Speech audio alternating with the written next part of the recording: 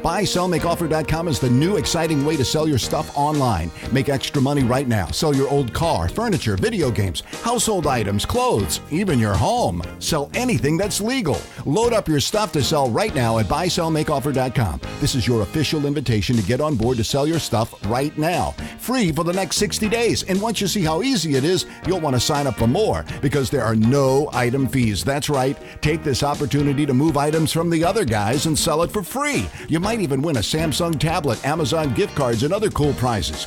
BuySellMakeOffer.com is the future of online selling. You can use Skype to talk to your buyer or seller. Plus, you can use video to showcase your items. BuySellMakeOffer.com. Is something driving you crazy? Is someone driving you crazy? There's no one to listen to you? Sure there is. Kcaa 1050 is here for you. When something's bugging you, call and rant at 909-353-1050. We know how it feels when you hold back those thoughts, and it's not healthy to keep them inside. You need to get it out. So rant. Call us and you can rant about anything from your husband not putting down the toilet seat to the cost of food at the grocery store to local laws and regulations getting in your way. How about the road work on the freeways? Trying to stand between those white lines? But which white lines? It's so hard to tell. It's enough to drive you crazy. Oh, but that's my rant. We want to hear from you, and you need someone to listen, so it's your chance. Rant, 909-353-1050. Leave us your rant, and we'll either play it back or we'll read it on the air if you don't want your voice on the radio. But whatever you do, don't hold on to those suppressed thoughts. Rant, rant, rant. Call 909-353-1050 and leave us your rant at the station that leaves no listener behind. Kcaa 1050. KCAA, where every day is a great day. KCAA, Loma Linda.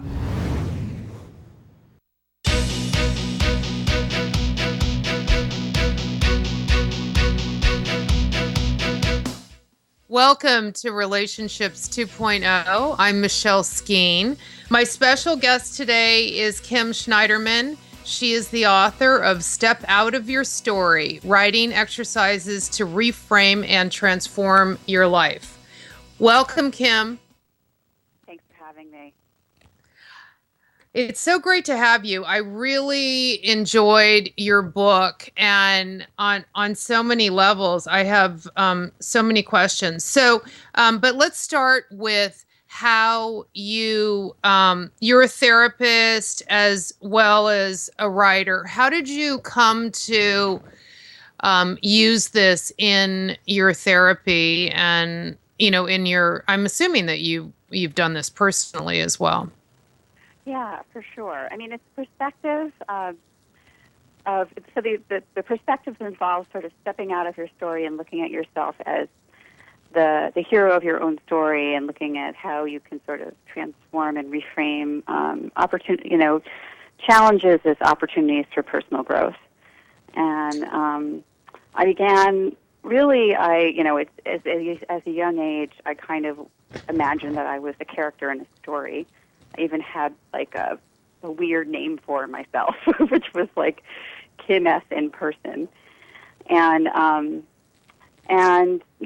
I was always, I was always reading and very imaginative. And so when things would go wrong, I would kind of like ask myself, well, if I were a character in the story, what would I want to happen now?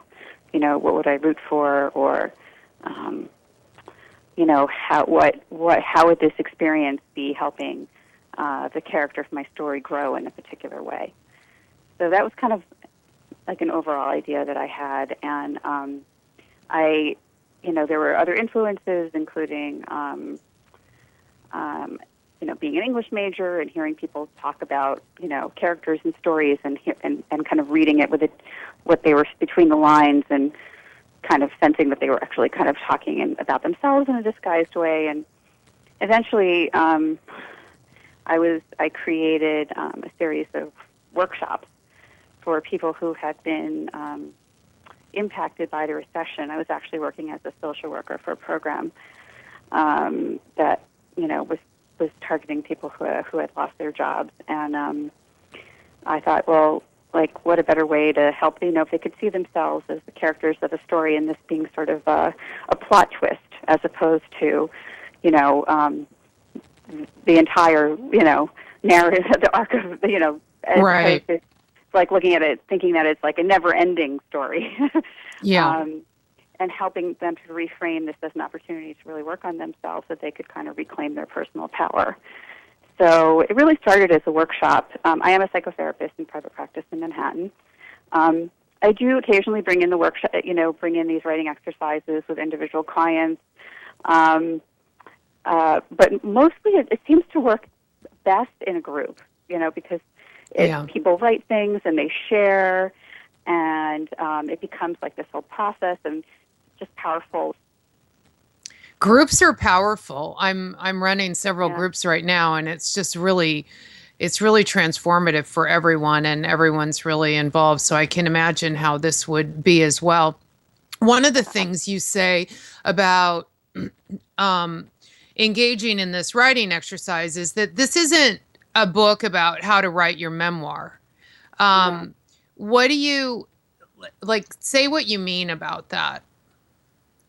About what it, okay, so About it not being that you're writing this isn't a book about how to write your memoir, that this is something different than that, even though it's you telling a story about yourself. Right. Well, first of all, memoirs are what happened in the past, and I very much focus on the present moment. And the reason I focus on the present moment is because I ask people to imagine that they're a character in a story, and every story has a particular character arc, right? They start at the beginning of the story. They have a particular point of view, a way of looking at the world, and then something comes along and challenges them, and how they respond to that challenge determines how they grow. So I really focus. So it's really about the reason I start with the present chapter, and I have people begin by, for example, describing I ask people imagine your life as a novel. What's the title of the current chapter, and summarize it in 8 to 10 sentences in the third person narrative. And the reason I have them do that is because because the present moment is where you have an opportunity to make changes. So it's not so much about writing, looking back at your life, although there is an exercise at the very end of the book where people can take a life inventory. But really, it's about reframing the experiences that are challenging you right now to look at how you can use them to your advantage, to help you grow, to develop character muscles, to help you build, to strengthen the areas in yourself where you're not feeling quite as strong, and really develop those emotional muscles that you can hold more in your life and be freer. And so that's kind of, it's a reframing. It's really writing as a tool of self-discovery, and the exercises provide a framework to look at your life differently, so that you can reframe challenges as stepping stones to a richer, more compassionate version of yourself. Yeah. Well, and it's why the third person narrative is so important in this process. I'd love to talk about that and why that is such a big deal. It's really so powerful. Yeah. So most of my writing exercises are framed in a third person, and for people who I'm sure most people know what that is, but just in case, because it has been probably a while since people were in English class. It's writing about yourself as a he or a she, instead of using the first person, which is I. And this is not just a clever gimmick, but it's based on a growing body of research, psychological research, that shows that when people look at themselves through the third person lens, they tend to view themselves much more compassionately. And especially actually looking back at things, they tend to see themselves as they overcame obstacles, as opposed to when they talk about themselves in the first person, where you're kind of talking about yourself as an I. And I like to call the third person as sort of the sneaky perspective, because what you're doing is you're sort of fooling your ego, the ego loves the I, right? The ego is very attached to the I. But what you're doing is you're fooling the ego into thinking that you're writing about somebody else, when you're actually writing about yourself. And even though it's a subtle shift, people are always amazed at how much of a difference it can make. In fact, when I get stuck sometimes, I try writing about myself in the third person, And I found like, it's like I start like writing and journaling in first person, and I'm just like, gosh, I'm going in circles. I'm really ruminating here. And then I'll just shift back into the third, and I'll be like, oh, yeah. There's the expansive, more the more elevated, expansive narrative. Right. So the observer self, you're taking the perspective of an observer, not a participant, right? Absolutely. So you're creating emotional distance from whatever situation that you're facing. And that's actually, like, I like to call it like you're tapping into your omniscient narrator, which is another word for the third person, because you're like you're tapping into that elevated, the higher, the voice of the higher self. Yeah. Oh, it's so great. Okay. So, one of the things that, I marked was, so I think a lot of people who are struggling with getting through a difficult time, and that difficult time could, and usually does include a painful past, that it's really easy for people to get stuck in their stories and get stuck in their storylines. You say in the book about, maybe someone has, like, something unfortunate happens to them, and their default might just be, oh, this is just, I always have bad luck. This kind of stuff always happens to me. And they see this as just one more in a series of things, as opposed to looking at it differently. Like, say more about that, and how the perspective can make such a huge difference in how you choose to move forward. Sure. So one of the goals of my writing exercise is to help people rewrite their scripts.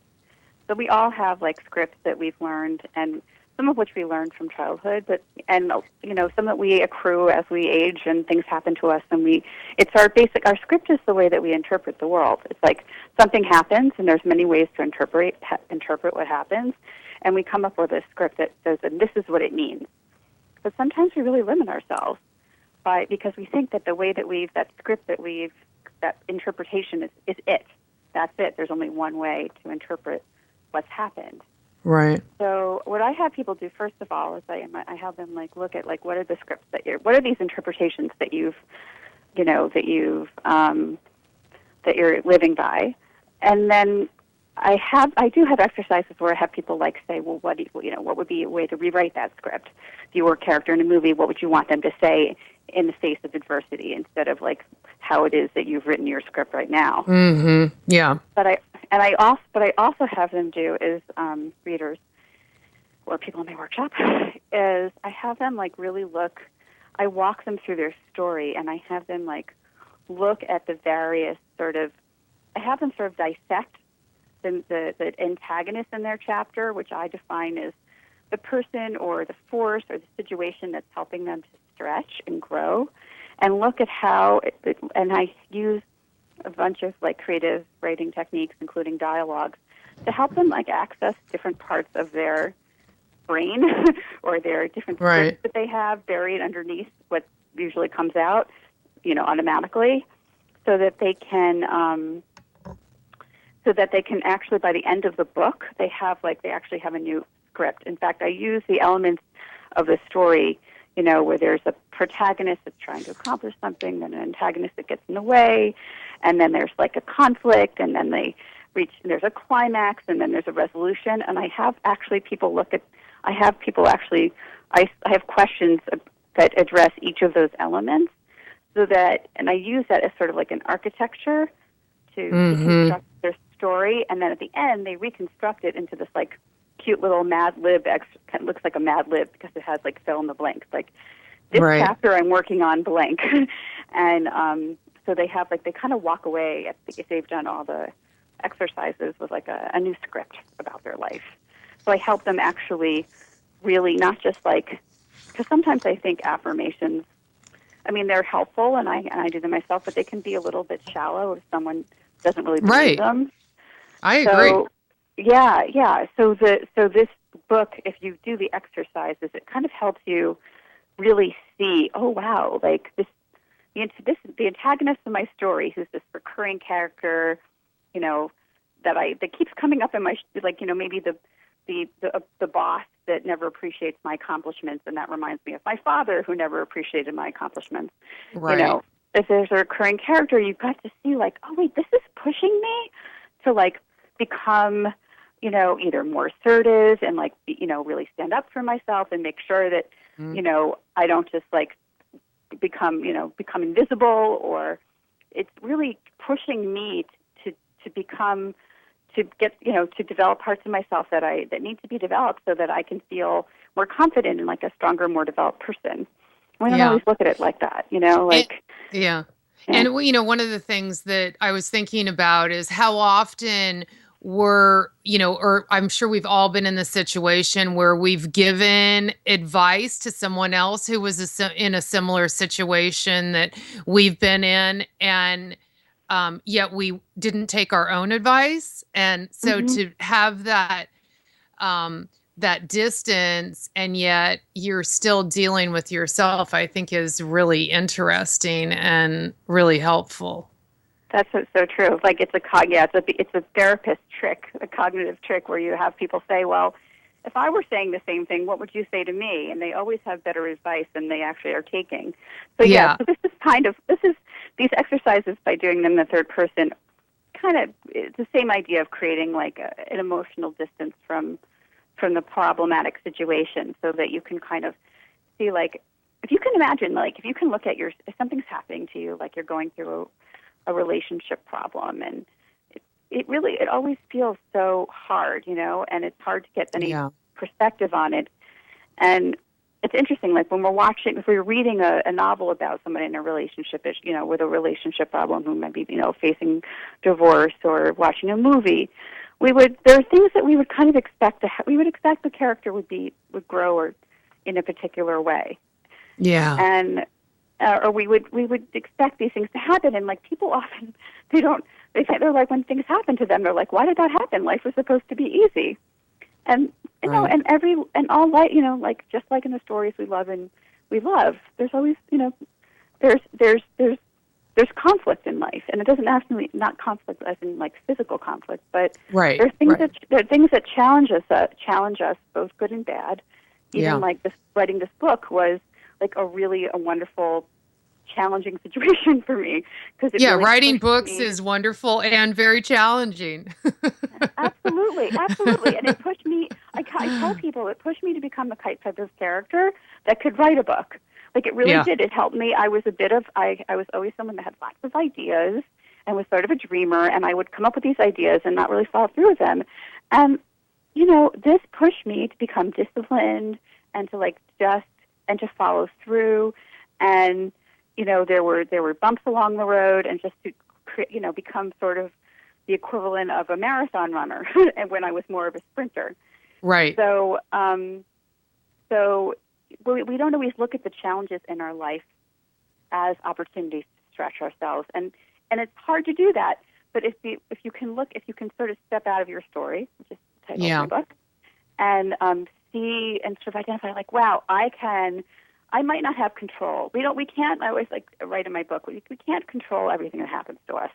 Right. But we can use our power of interpretation to read if our lives are stories, and every life is an unfolding story, then we can imagine that the things that happen to us are like the text, and we can use our power of interpretation to sort of mine the text for opportunities to transform ourselves. Yeah. To transform our character, and what that entails actually is really valuing character development, our own, that it's important that we grow in this lifetime. We're going to take a short break, and we'll continue when we come back. You're listening to Relationships 2.0. My special guest is Kim Schneiderman. She is the author of Step Out of Your Story, Writing Exercises to Reframe and Transform Your Life. Stay tuned for more.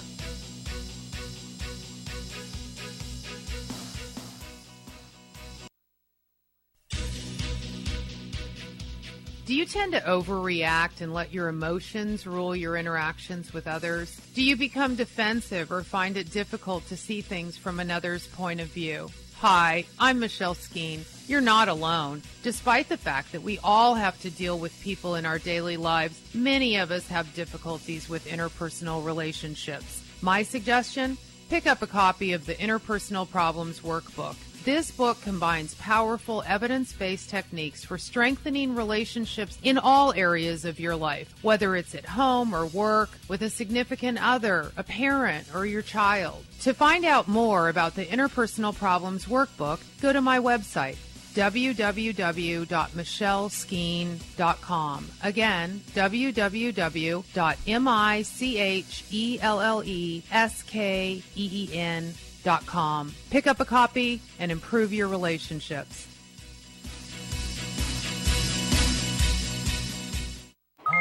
Hey, what's up? Thinking about you. XOXOXO. Want to snuggle. ... JK. Hit me back. You getting these texts? Question mark. We should hang later. I miss you. Holla at ya, boy. Holla back. Holla back. Holla back. Are you at home? Where are you? What are you doing? OMG. You are making me mad. Are you with your ex? You better text me back. I'm waiting outside your house. Relentless, aggressive texting is like sending an angry robot to deliver your message. When does the robot become dangerous? Let us know at that'snotcool.com. That'snotcool.com. Brought to you by the Ad Council. There are kids in this country who didn't have a parent at their baseball games or recitals because their parents were serving in faraway places. But now they're coming home, and Wounded Warrior Project assists them through the Warriors to Work program. My mom used to be a tank programmer. Now she works with computers. I'm really glad she's home because I can't eat my dad's marshmallow macaroni anymore. To support the Warriors to Work program, contact Wounded Warrior Project at findwwp.org. Welcome home the brave.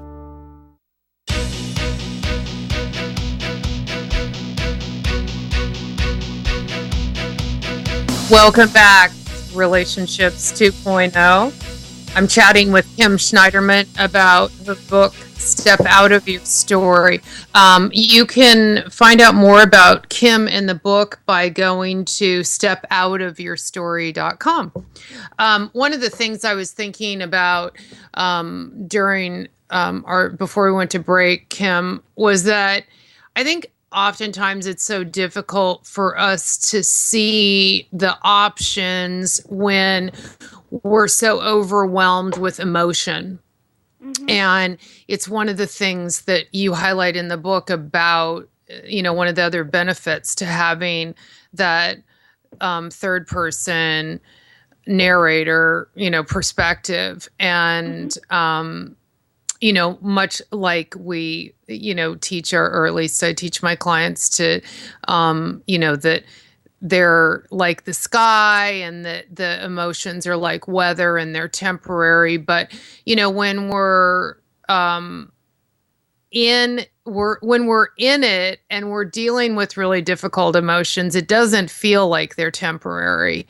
And I think it's like being stuck in a big fog bank. It's difficult to see what kind of options you have. And yet that could be going on and you could hear about someone else's problem and you would have a much clearer perspective about it.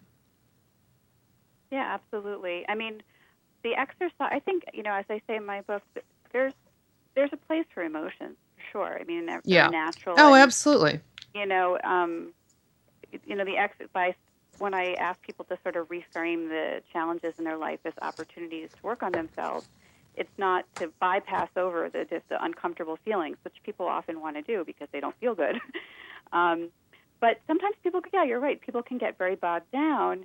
And the goal of the book is to help give them tools to step out, to basically access other parts of their brains other than like the emotion central, so that they can find like the part of the part. We all have like there's many different levels of consciousness, and so it's really the goal of the exercises is to help them tap into a different part of their mind that can offer that elevated perspective on what they're going through, so that they can kind of see that this experience has an opportunity to really help them to grow, either become more compassionate or to become like more resilient or to become more courageous.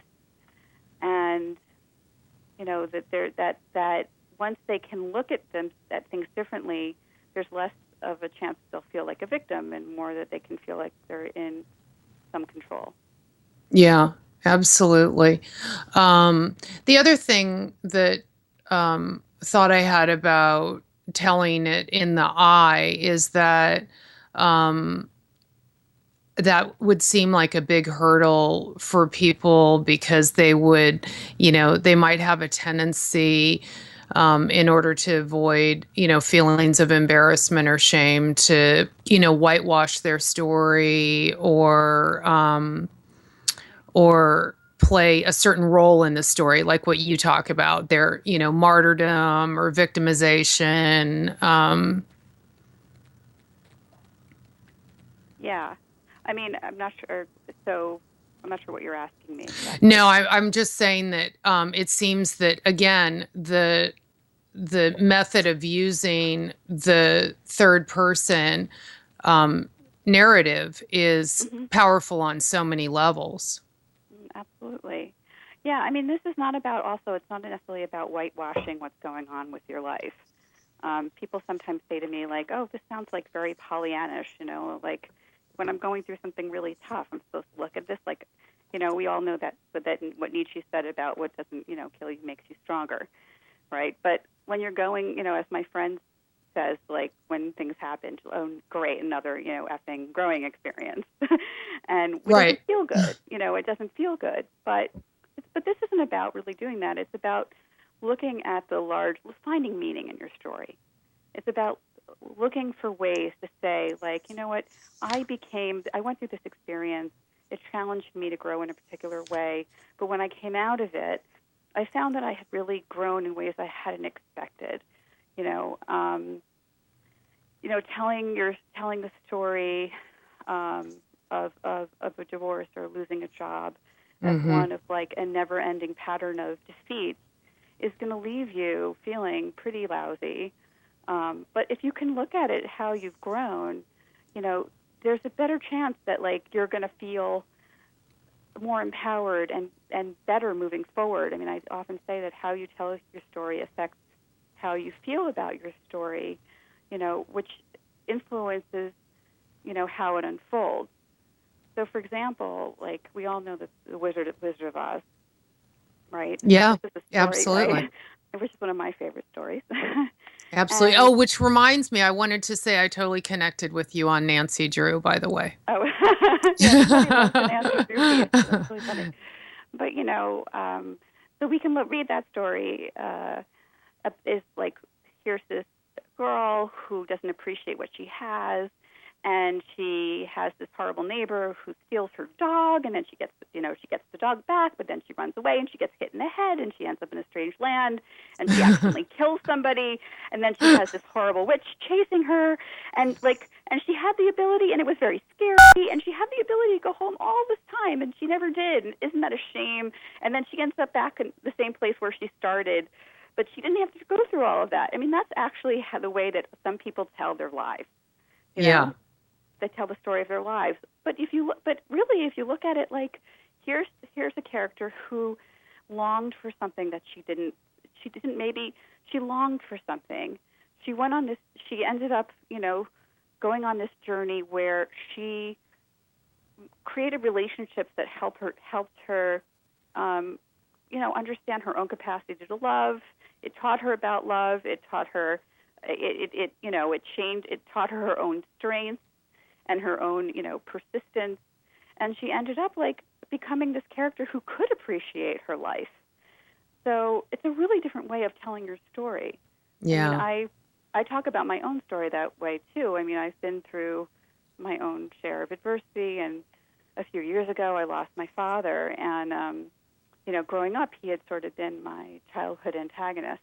We didn't really get along very well. I was much closer to my mom, and and then my mother died 10 years ago after an 11-year battle with ovarian cancer, and here I was with my father now trying to create a relationship, and we slowly built this relationship, and then and actually in between all this, he actually met this other woman that I really loved, and she ended up getting cancer and dying. It was very, very sad.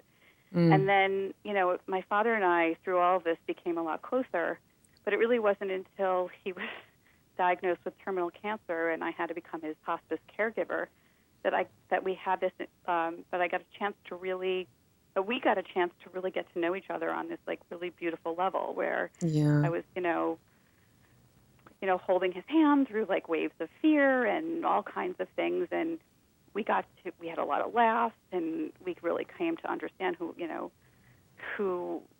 each other was on a much deeper level. And I, remember at the end of his life, he said to me, I can't believe at the end of my life that I'm actually learning something new. And I said, well, what are you learning? And he said that people have found a way to love me, and I found a way to love them. And that's so great. It's so great, and that will stay with me. And then, and he passed shortly thereafter, and, you could read that story in so many ways. You could say, oh, well, that's really tragic that you lost both your parents. And it is. I mean, it's sad. I'm not sad about it. Right. So I'm not whitewashing over the pain and the grief right. that I experienced. But I really felt like I read that story so much as a story of redemption, of a story of healing, that I was not the same person before that all happened, that I'm a different person now. And I'd like to think, I think I'm a stronger and more compassionate and just like a more evolved person. Yeah. Well, and to have that experience of really having a relationship that often can stay pretty rigid throughout a lifetime really change in a way that the two of you were able to be closer and really get to know each other better. Right. It was really powerful for me, and just like, for other people, like when they're going through a hard time, again, it can be really hard to get perspective. It can be hard to step out of the story and say like, well, what good is going to come of this? This really sucks. And sometimes, it does suck. But it's those, I like to use the analogy of going to the gym. In fact, I often call my writing exercises the character development workout for people that like to write. And the idea is like the thing that challenges you, which I call the antagonist, is like your personal trainer that's pushing you to like develop your, flabby, underutilized muscles and the idea is like the more that we understand that when we work out, physically, but when it comes to real life, we often want these like low impact, easy routines. But the truth is, like the things that are challenging can, if we choose to use them that way, really help us to grow. Help us realize what we're really capable of and what we're made of that we wouldn't know if we weren't challenged. That brings me to a point that you make in the book about present self and aspirational self, and that you call this a person's growing edge. Explain that. Sure. So I say that every challenging situation, or what I call the antagonist of your story, it pushes us, like it exposes, it reveals a vulnerability, like something an area that maybe we don't feel so strong in. But at the same time, on the other side of that, it challenges us to grow, to become more of something, to become more developed in another way, and I call that the growing edge. So, for example, like a situation like losing your job, it could create a lot of fear and anxiety and self-doubt. But if you can look at it as an opportunity to, your growing edge might be to develop like more resilience, or to develop more persistence in the way that you approach the job search, or to develop more clarity about who you are as a professional and what you want to be doing, or a way to, develop more courage in terms of how you go out in the world and find a new job. And what I do is I use actually writing dialogues. I have people sort of like identify what their growing edge is, whether it's like courage or persistence or trust, faith, confidence, whatever it is that they want to develop in themselves. And then you kind of have them identify a value? Yeah, it's a yes. I have them identify like a value that they want. Like I imagine, like let's say you had a muscle in your body that you want to work on, and what is it that you want to develop? I want to develop more confidence. I want to develop more courage. I want to develop more, trust in myself or trust in the universe. And so then what I have them do is I use dialogues to help them access the voice of courage, or the voice of confidence, or the voice of trust that is actually that they have within themselves that they might not even recognize. And I can actually read you a short dialogue with courage just to illustrate it, because I feel like sometimes this idea can seem a little abstract until let's do that, and then we need to take a quick break. But go ahead and read that dialogue. That would be great. Sure. So courage. So the protagonist says, "Courage, how can I access more of you?" Courage says, "First, know that I'm inside you, have always been there since you took your first little baby steps." The protagonist says, "But why do I have trouble finding you?" Courage says, "Fear made you think that I had gone away, but I lay nestled like a lion under your security blanket, waiting for you to pull the covers off and exclaim, 'Let's go, it's time to take a stroll through the jungle.'" The protagonist says, "Ha ha, you have a great sense of humor, Courage. Wish I could find the humor when I'm in my fearful place. Life seems so serious then, like every choice I make has monstrous consequences." Courage says, "The monster is not the consequence, the monster is the fear." Protagonist says, "Yes, but it feels so big." And Courage says, "So shrink it down and put it in its proper place. If you can be slightly more courageous than you're afraid, you'll be in good shape. Trust me, I know what I'm doing." So the idea is like we all have these actually voices. We have these in ourselves that we don't always access. Yeah, I love that the monsters, the fear. Isn't that always true? It's true. Totally true. We're going to take a short break, and we'll be chatting more when we come back with Kim Schneiderman, author of Step Out of Your Story. Stay tuned.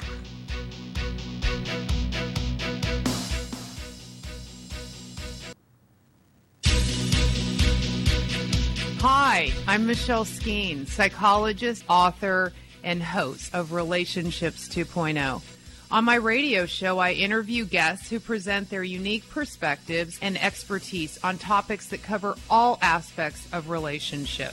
If you want to improve your relationship, and let's face it, we all have room for improvement, tune in to Relationships 2.0 with Dr. Michelle Skeen. If you miss my show, or you're interested in listening to past podcasts, you can go to my website, www.michelleskeen.com. Again, www.michelleskeen.com. Tune in and improve your relationships.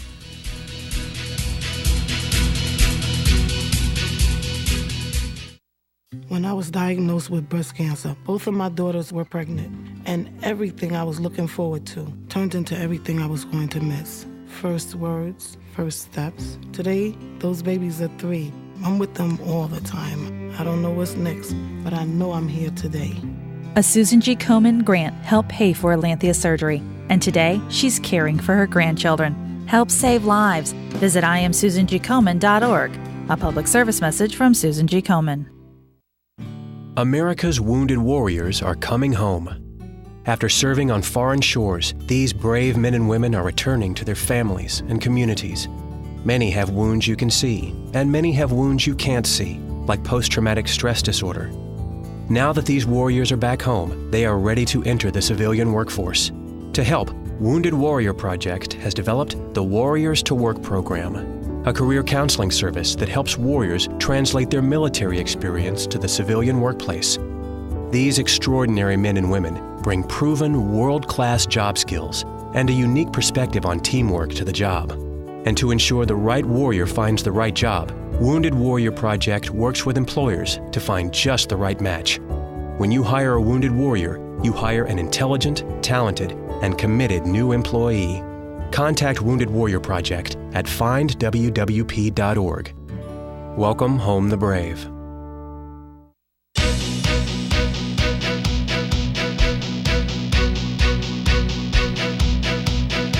Welcome back to Relationships 2.0. I'm chatting with Kim Schneiderman about her book, Step Out of Your Story.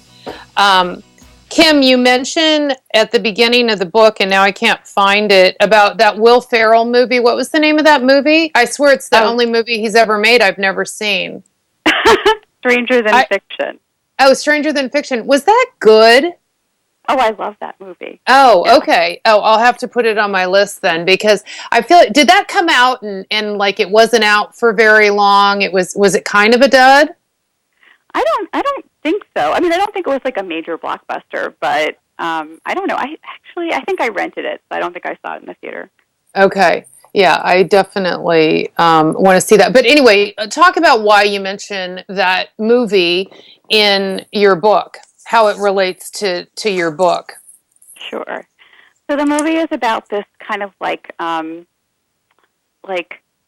automaton kind of guy who works for, I don't know, he's like an auditor for the IRS or something like that. Mm-hmm. And he's living this sort of mundane existence, and all of a sudden, like one day he hears this woman like narrating his story.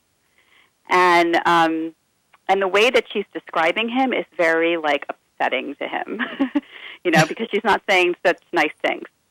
And then she says, like, basically she kind of gives a hint that it's very unfortunate that eventually it would lead to his untimely death. And he's like, oh my God, like he actually, it's obviously like a magical fiction. Realizes that the author is this actual British novelist who doesn't realize that he's like a real person. So he, at first he thinks he's like hearing voices, but then he and his like therapist realize it's a real person, and he tracks her down and like tries to convince her to rewrite his story so that he doesn't die. And basically, the way that he does that is by changing the way that he responds to situations. So he has to actually, and I can't remember, there's Maggie Gyllenhaal's in it, and he kind of like, he was, I guess she was behind on her taxes or something, and he was going to write her up, but then he like just takes a different approach, and he's more compassionate, and he develops a relationship with her, and he changes who he is. And instead of like responding to this particular situation in one way by being very passive, that's the thing, that's right, he's very, very passive. Mm-hmm. So instead of being very passive, he becomes more assertive, he like, becomes more compassionate, he sort of becomes alive. And he convinces like this author to save him and actually, I mean, it's a long story, like he almost dies, but then she realizes that he's just too much of an interesting character that she can't quite come off. So the idea is like, the idea of my book is trying to tap into that sort of, that person narrating our story, but that person is inside of ourselves. Yeah. And to challenge those scripts that we take for granted and say, no, yes, maybe things have happened to me in a particular way, and maybe I have like a go-to reaction when something happens that I normally automatically respond that way, but I don't have to continue to do that. Yeah. I can respond in a different way. I can become a different kind of character. so that's kind of the idea of the book, is like it gives you opportunities to have that kind of an experience with yourself. Yeah. Well, and I love in your book that you're really detailed. I mean, everything kind of matters, and I really appreciate that, because the little things do matter, right? So you talk about why naming and describing your chapter is important. Well, I think, part of it is that when people become depressed, it's because they mistake, a difficult life chapter is for the entire plot line of their story. And so what my intention is to do is to help them bookmark this as a time in their life. It has a discrete beginning, it has an ending, and you can use this chapter as an opportunity to change your story. So it's a way of, like, again, giving people, it's a framework for helping them look at what's going on, like what's going on right now. Yeah, to give them power over it. Absolutely. And when you say, like, when you give it something, there's something about giving it a title. People love that exercise. They love being able to give a title to the current chapter of their life, because then all of a sudden it has a theme. And when something has a theme, it has, like, some meaning. And then and then you can go deeper, like, okay, so what's the challenge of this chapter? Well, this chapter is challenging me to become the type of character that can talk on the radio. When I'm a writer, this is not my way of communicating. I wouldn't have any idea about that. You have rewritten your story, Kim. Oh, great. Thank you. Yeah, well, I've done this a couple times, so I'm getting better and better. But that's the whole point. You look at the chapter, the chapter of your life now, and you say, okay, so how can I change things in this moment? Even if my story has read a particular way in the past, even if, like, every time this happens in the past, this is how I respond. How can I do things, like Will Ferrell did? How can I do things differently now, and therefore change the way that my story unfolds by seizing the moment? Yeah. And I think this process just seems to me like it makes the change feel less overwhelming. Absolutely, yeah. It gives you the whole idea. Because it's like you're making it this kind of fun thing. Yeah, you're exploring your story, and people often, people love traveling, they love that sense of adventure. Well, the whole idea of this is to be able to, like, be curious and have that same sort of adventure about exploring your life, like, what's going to happen next? I don't know. People get stuck because they think they know what's going to happen next. Well, I know what's going to happen. When this happens, I know it's going to suck. It's like, right. And this always happens after this happens. And, we're so, our minds like to identify patterns, right? And then we just keep thinking that same pattern is going to keep repeating. Yep, absolutely.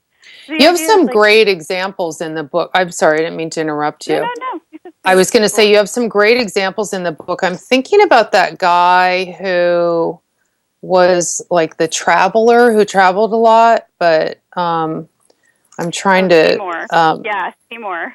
Yeah, tell some stories, because I think that's always really fun for people to hear about other people's journeys, right?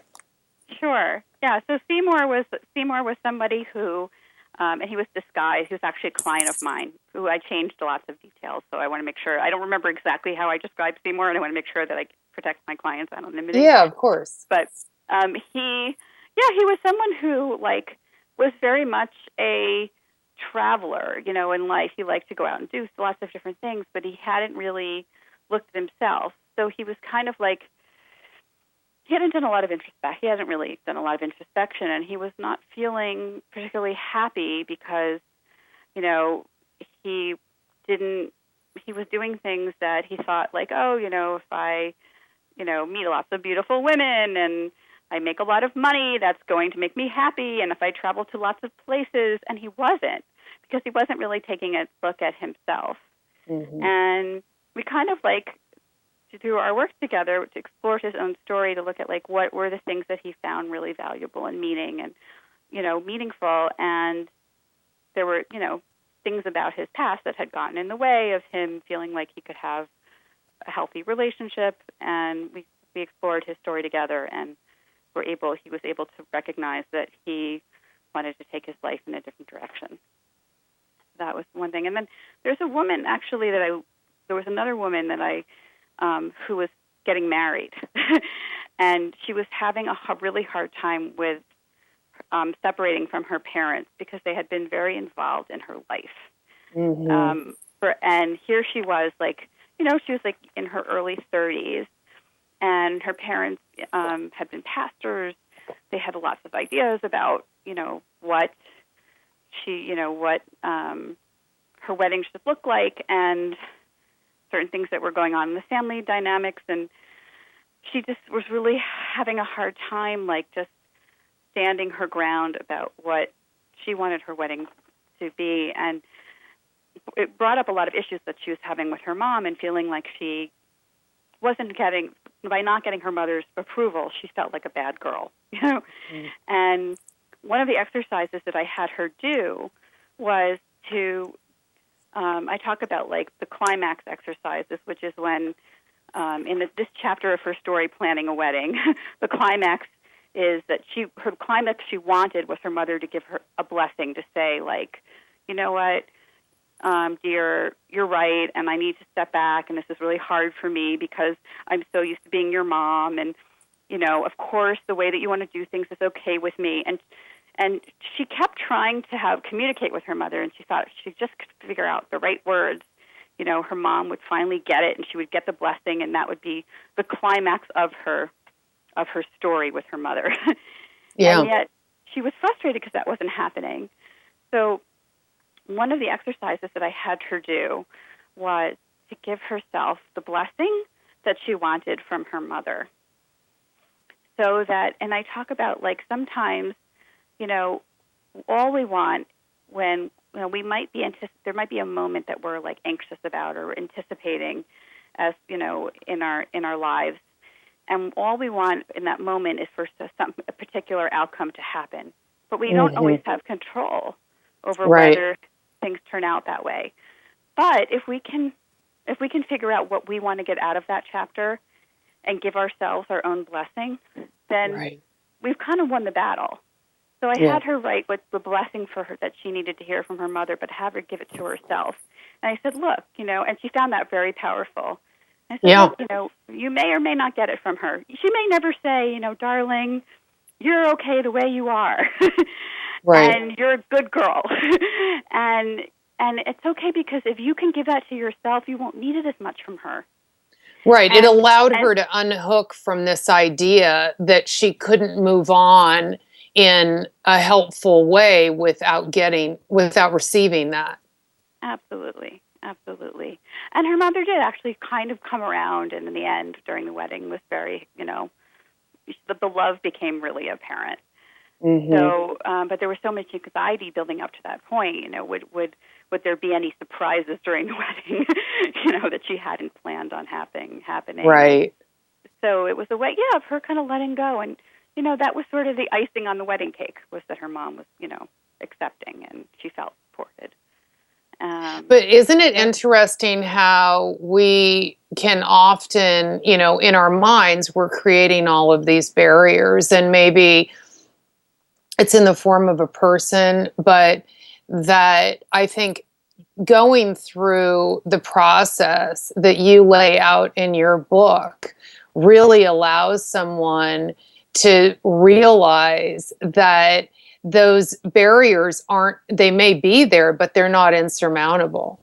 And that they don't have to continue to exist in their current form. And I really love that. I think this book is really empowering.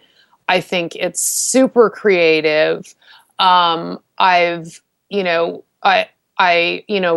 my own work, I've used the concept of the story and, stepping out of your story and getting unstuck from your story and all of that. And when your publishing company sent me the information on the book and said, "Are you interested?" I immediately said, "I love," just the title itself, I love. And then the book was just such a lovely surprise. I was expecting, something wonderful, but it's in a form that I wasn't expecting. And I think it's really fabulous. It was, you've done a great job. And I think that this is also, everyone needs help in different ways. And the more options we can provide, the better. And I think this is a really great option for a lot of people and a really great, fun process. Thank you so much. The character of my story is really happy to hear that. The character Kim S. Right. Is there anything that, and we'll let everyone know that the website is stepoutofyourstory.com. And if you ever miss any of that, you can go to michelleskeen.com and it's posted on my website. Is there anything in the remaining moment that you'd like to say about the book, or just a closing thought you might have? I can't think of one right now, except, I also have a Facebook page that I always forget to mention on these shows, which is by the same name, Step Out of Your Story. So you can go ahead and like my Facebook page and get updates. In fact, I just posted that I was speaking on the radio right now. Great. Yeah, and I encourage people, if they have any questions, to write to me. They can through my website. I do offer workshops. I'm going to be offering book signing in the Bay Area. Yeah, you're in Oakland. Yeah, well, we actually, I'm in San Francisco. This show airs live in Southern California, but it's on podcast, so you should mention it anyway. You're going to be in Oakland, right? Yeah, I'll be in Oakland on July 30th. That's a Thursday at 7 p.m. at the Barnes & Noble in Emeryville. That's great. I'll try and come and see you, Kim. Oh, that'd be wonderful. I love that. And it's in Jack London Square or something, right? Yeah, I think it's in Jack London Square. Yeah, it must be nice. Yeah. If it's the bookstore that I went to I have family there, and I used to live in San Francisco. So I gathered that from your book. Yeah, if it's the bookstore I remember, then yeah. Well, thank you so much, Kim. Thank you for having me. It's been a pleasure. It's been terrific. You've been listening to Relationships 2.0. Come back next week for another great guest and great show and all of that. Bye. Be well. I'm not hearing. Oh, there we go.